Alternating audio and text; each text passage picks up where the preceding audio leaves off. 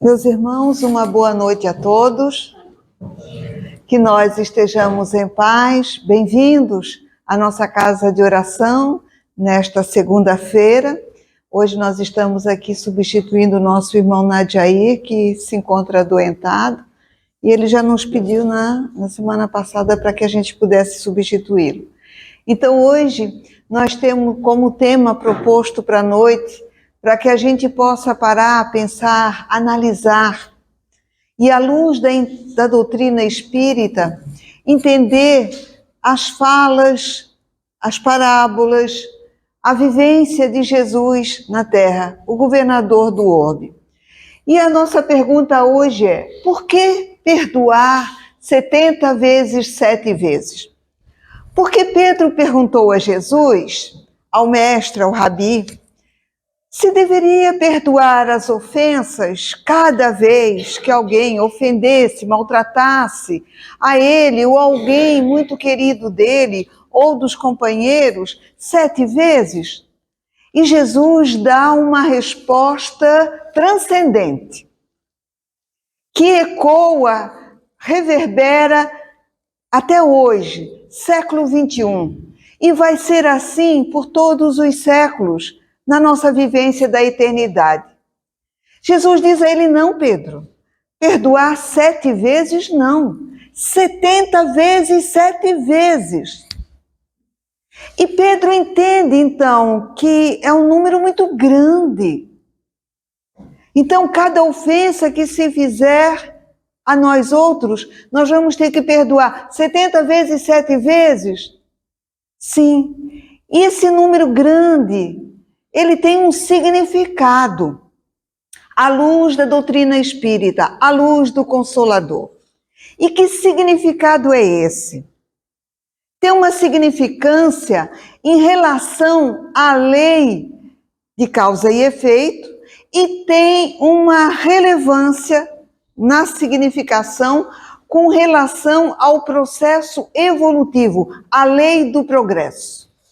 Somos regidos no cosmos, no universo, que é a nossa casa, já que o nosso planeta habita, está no cosmos, está no universo, pela lei do progresso, da transformação, da mudança. Como diz Emmanuel, tudo muda, menos a lei da mudança. E nós saímos daquela região mental de céu, de inferno, de purgatório, de anjos, de demônios, e passamos a conviver com a lei de mudança, transformação, evolução, progresso. E isso é a chave do ensinamento da doutrina espírita. Nós temos que conviver e aprender a conviver com a lei de mudança, porque muda tudo. Muda o jeito que a gente olha para a gente mesmo, muda o jeito que a gente olha para os nossos semelhantes, sejam eles próximos, familiares ou não. Muda o jeito como a gente olha as circunstâncias, os eventos que se dão no planeta. Muda tudo com a lei da mudança. Porque faz com que a nossa mente, o nosso coração, o nosso equilíbrio, a nossa harmonia comece a se desenvolver. Porque nós não somos ainda pessoas em completo equilíbrio. Nós estamos em transição evolutiva. Então, harmonia interna, equilíbrio são conquista, é um processo longo, vivido de reencarnação e reencarnação. Quando a gente compreende que tudo muda, a gente começa a ter um olhar diferenciado para os fatos e as ocorrências que nos magoam e nos ferem. E o perdão, a indulgência, passa a ter uma outra conotação. É algo a ser atingido, é uma meta de vida. aprender a não ter que perdoar, porque não nos magoamos, não nos ferimos, compreendemos. Esse é o grande processo da nossa evolução. A aprender com o dia a dia, com os comezinhos do dia a dia, com as ocorrências do dia a dia, com o esforço grande que temos que fazer de mudança comportamental em pequenas atitudes que vão fazer com que o nosso equilíbrio, a nossa harmonia interna comece a se desenvolver e a gente começa a compreender as ocorrências, os fatos, e não precisamos perdoar. Então isso é muito interessante e merece que a gente pense sobre isso. Então quando Jesus fala em 70 vezes 7 vezes, ele está dizendo: viva, produza, faça por merecer o carinho, o respeito que tu queres para a tua vida. Desenvolve sentimentos melhorados todos os dias. Te equivoca e cai, mas levanta para dar prosseguimento à caminhada. Isso é o quê? Um processo que vai nos levar ao perdão das ofensas. Por isso esse número muito grande. Porque esse número significa o quê? Uma caminhada, um lastro que fizemos. Olha a inteligência de Jesus.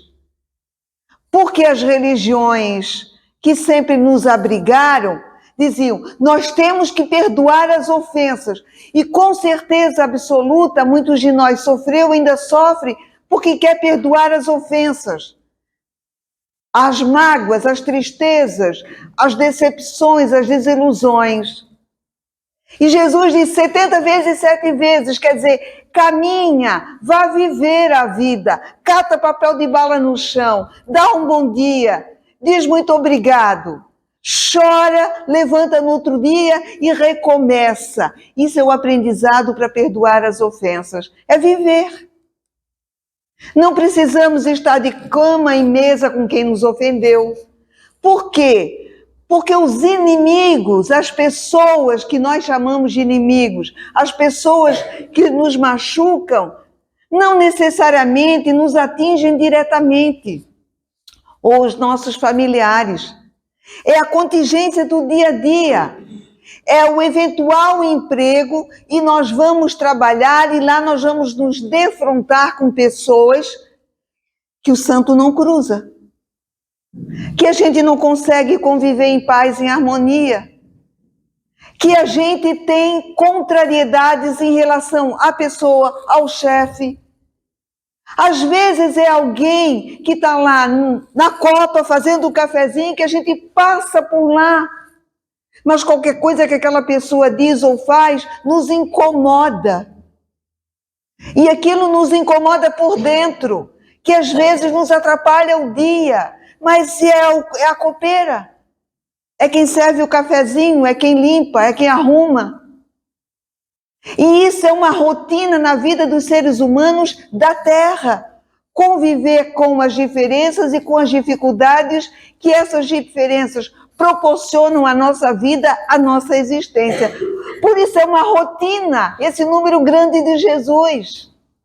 Não 7 vezes, mas 70 vezes 7 vezes. Ou seja, até que a gente aprenda a conviver, nós vamos nos degladiar com interesses escusos, com forma operantes de viver diferente da nossa, com um olhar diferente, com tudo que seja o oposto daquilo que a gente almeja, sente e é.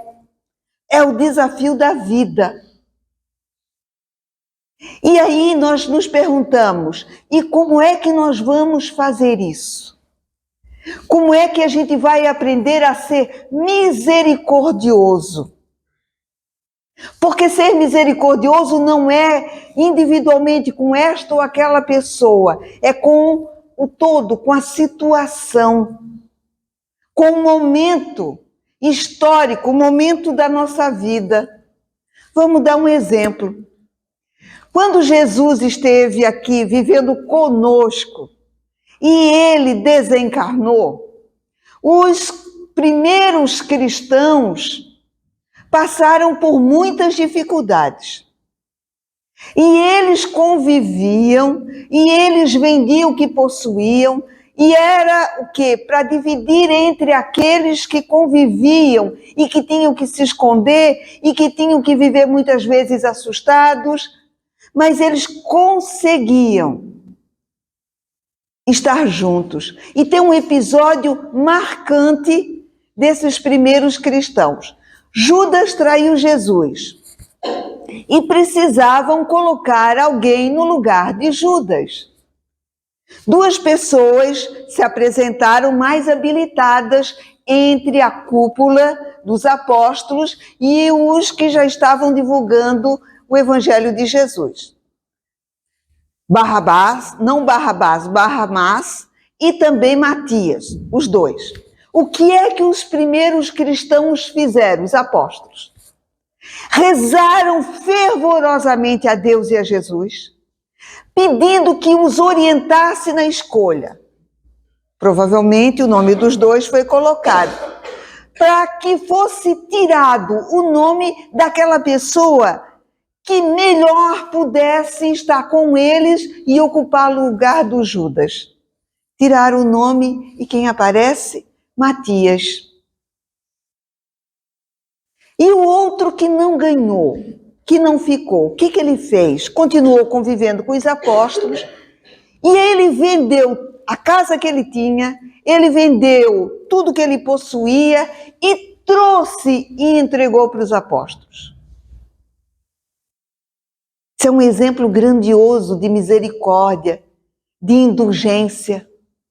Ou seja, ele compreendeu que se os apóstolos oraram e que foi feita uma escolha, e que a escolha não foi por ele, foi por Matias, o que ele fez? Tocou a vida. Fez o que os primeiros cristãos faziam, vendeu o que ele tinha e entregou. Ele não magoou, será? Nós não sabemos.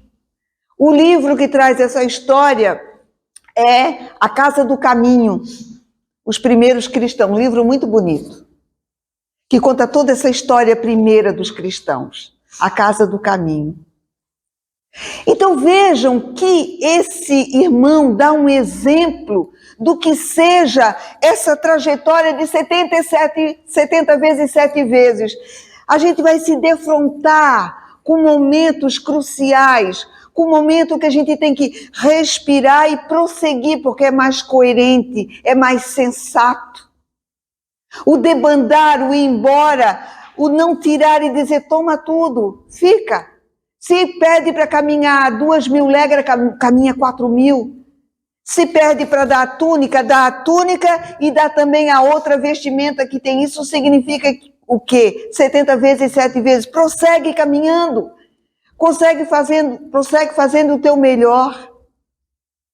Então a terra hoje nos convida à indulgência, a sermos misericordiosos, a não respondermos à altura, a não estarmos toda hora a dar um pitaco, a dar a nossa opinião. Isso é um desafio constante. O ser é uma conjunção coordenada que a gente utiliza muito hoje por falta da indulgência da misericórdia. Ela denota oposição. Então, nesse jardim tem rosas, mas estão mortas, ou murchas, ou más. Quando a gente quer ser educado, que a gente não concorda, que a gente não gosta, a gente diz assim, tá bonito, tá bom, mas se tu fizer desse jeito, aí se tu é o patrão, se tu é a mãe, se tu é o coordenador, se tu é o chefe, se tu é alguém que determina alguma coisa, o que faz o outro com aquele mas? Eu vou fazer do jeito que ela quer, ou do jeito que ele quer. Então, olha aí, onde não entra a indulgência, a compaixão, que é o mais alto grau de compreensão. O outro pode ter, e continuar prosseguindo, dizer se ele quer, pode me arrumar confusão, aquele mas estava ali tão bem colocado, eu vou fazer. Uma moça pegou um relatório e disse assim, olha, tá uma beleza, tá bom, mas tu podes melhorar, muda aqui ó, a introdução, muda aqui, muda a conclusão, quer dizer, ela modificou tudo, mas estava lindo, só botar a conjunção. Então, nós temos que nos aperceber que a humanidade da Terra, nós somos assim. Nós estamos sendo provocados e nós provocamos. Por quê? Porque a gente não admite, a gente não quer, a gente não deseja. A gente está sempre colocando por educação um mais na conversa.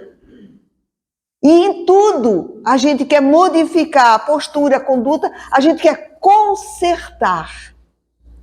Não é o concerto com C de música, é o concerto com S, de consertar, de arrumar. É por isso que nós temos de séculos e milênios tanta briga, tanta guerra. Porque nós não admitimos. Porque nós temos dentro do nosso ser esse desejo de espaço, de consertar, de melhorar a qualidade musical, de melhorar a qualidade da roupa que o outro veste, de melhorar a fala do outro.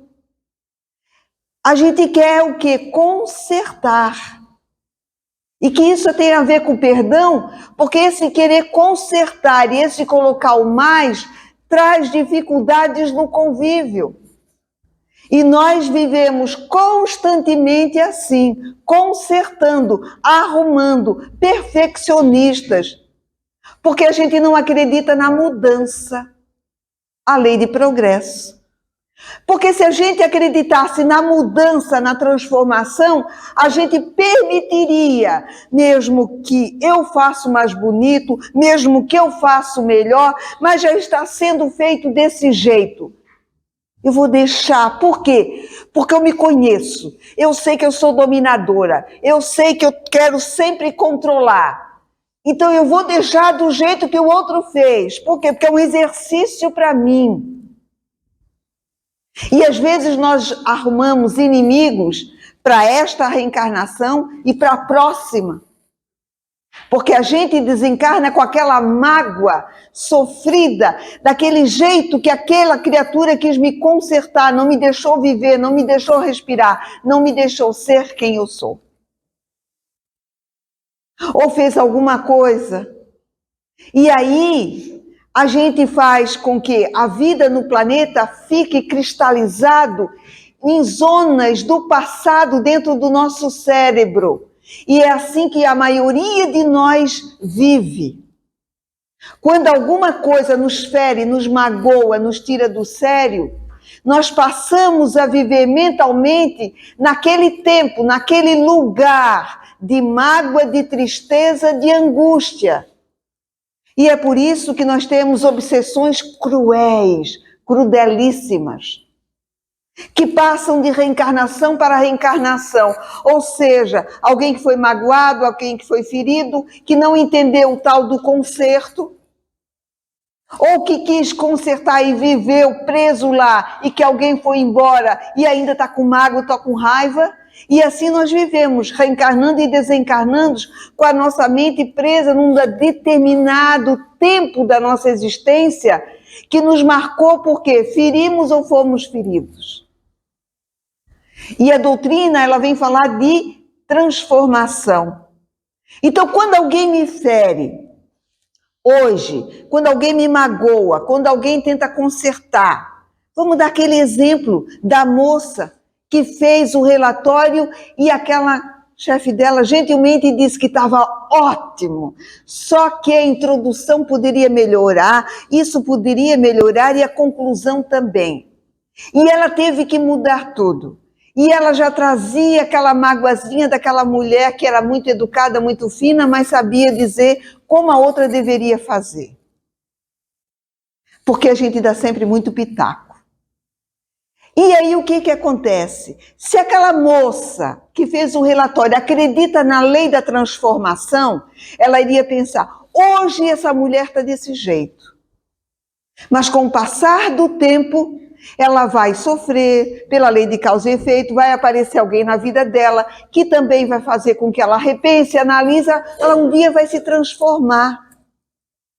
Ou então ela pode pensar, estou com raiva dela, e leva isso para o túmulo e para outra reencarnação.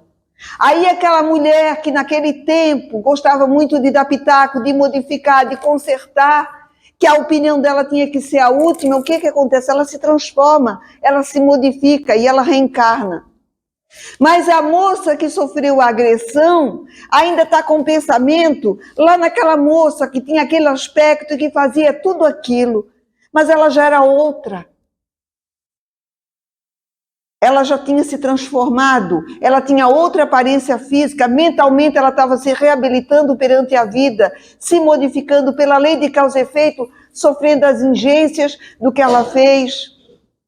Agora vejam, meus irmãos, quantos de nós estamos assim?